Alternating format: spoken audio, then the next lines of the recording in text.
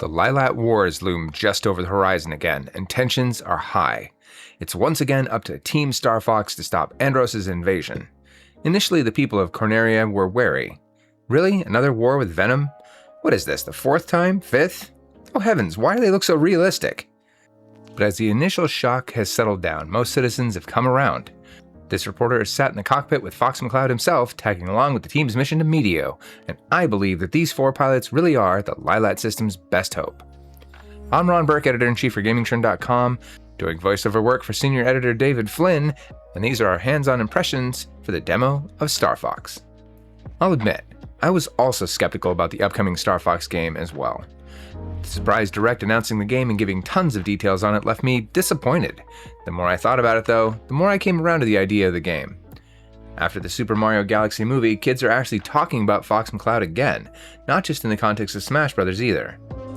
Those kids interested in the character will probably check out a new Star Fox game, and the best chance to cement the series in their minds is to give them the same legendary game a lot of people grew up on. You can hear more of my thoughts on that specific topic in the description below, because now that I've actually gotten my hands on the game through the demo, I just need to gush about it for a bit. The demo has 3 main sections: Prologue, Training, and Meteo. Starting the demo for the first time, you'll automatically be taken through the game's opening minutes by watching the Prologue, which leads directly into Training. Developer Velan Studios, previously known for Mario Kart Live Home Circuit and Knockout City, has foregone the typical Star Wars-style opening crawl to give you a more intimate perspective on James McCloud, Peppy Hare, and Pigma Dengar's mission to Venom 5 years ago.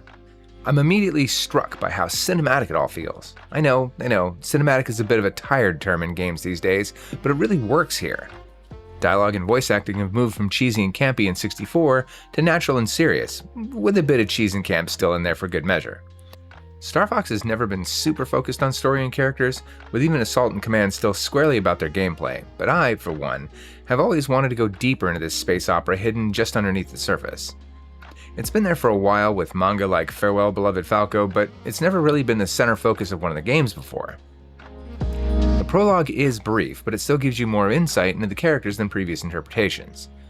James is the cool-headed leader, Peppy is the loyal best friend, and Pigma, well, he still seems like the most obvious traitor ever, but we'll have to see in the full game if they expand on that character a bit.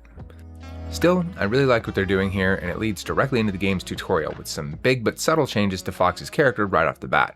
Fox, come in. Are you synced to the training module? Coming online. I read you loud and clear, Peppy. Good. I realize you're no stranger to the R-Wing, but it's important for team cohesion that we all run this exercise together. You know, when your dad was in charge, he would... Ancient history, Peppy. This is my Star Fox, and we're doing things my way. Instead of being serious and something of a vessel for the player, he feels like he's become a cocky little freak, which is still jarring at first, but it's absolutely pitch perfect.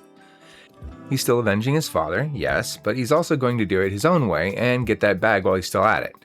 I'd even go so far as to wager vengeance is more of a bonus to him here rather than his main goal, at least at the start of the story. Just his first line of dialogue, it already feels like there are way more places for his character to go.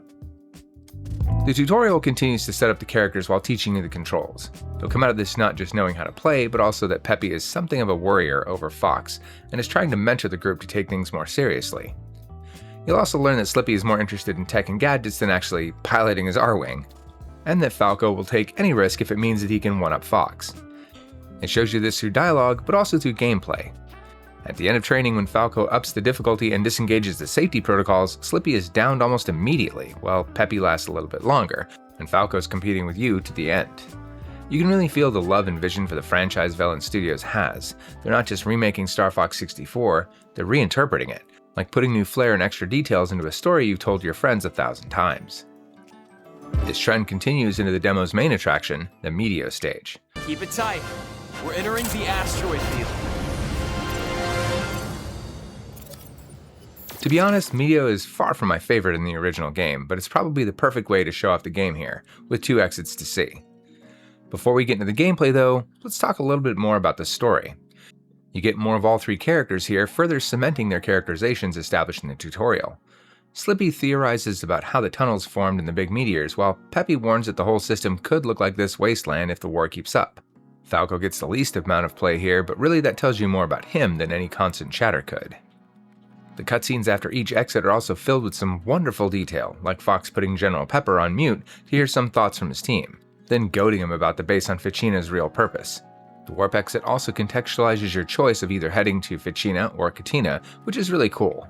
It makes me want to see every possible exit and route because of all the little details and character moments. Okay, let's actually talk about the gameplay now. If you've played Star Fox 64, you'll feel mostly at home here. Controls are smooth and comfortable with all the buttons being where you'd think they are. Fire on A, bombs on Y, brake on B, boost on X, tilt and barrel roll on the triggers and bumpers, and somersaults and U-turns on the D-pad. There's also an option for mouse controls which rearranges things to be more comfortable in that configuration.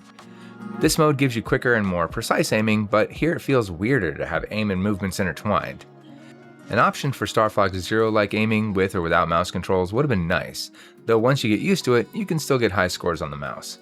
It's not my preferred method of play, but I'll probably do a run or two with them because forced first-person perspective makes the levels feel a bit more real and alive, even if it does heavily restrict what you can see. Anyway, the game feels really good to play, and I was able to get the medal in Medio fairly easily, having played 64 and its various iterations a ton. If you're not intimately familiar with the original game, you'll probably feel like it plays the same, but there are a few differences. For example, lock-on seems a lot faster here, and you can do the Star Fox Zero thing of locking on and then aiming up to have your shot curve down towards the enemy in an arc. I need to spend more time directly comparing the two to spot all the differences, but I think most of the changes are for the better. My biggest complaint here is actually about the sound effects. They lack the punch of the original game. Deflecting shots at the barrel roll doesn't have that same satisfying plink. Getting hit isn't as devastating of a boom. Your lasers don't feel as pew-pew, stuff like that. It fits more with the realistic art style, but I do think it genuinely impacts gameplay, especially with the barrel rolls. Instead of listening for the sound to hear if I deflected at the right time, I need to look at my R-Wing to watch the shots bounce off, because the current sound effect fades into the background. When the full game comes out, I think a Resident Evil style DLC, preferably free, that replaces all the sound effects with versions from the previous games, including SNES, GameCube, and N64, would be appreciated.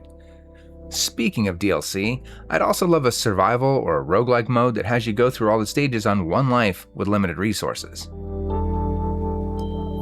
My complaints are really nitpicks at the end of the day. I had a ton of fun with this demo, and I've played it like 6 times in just a few days.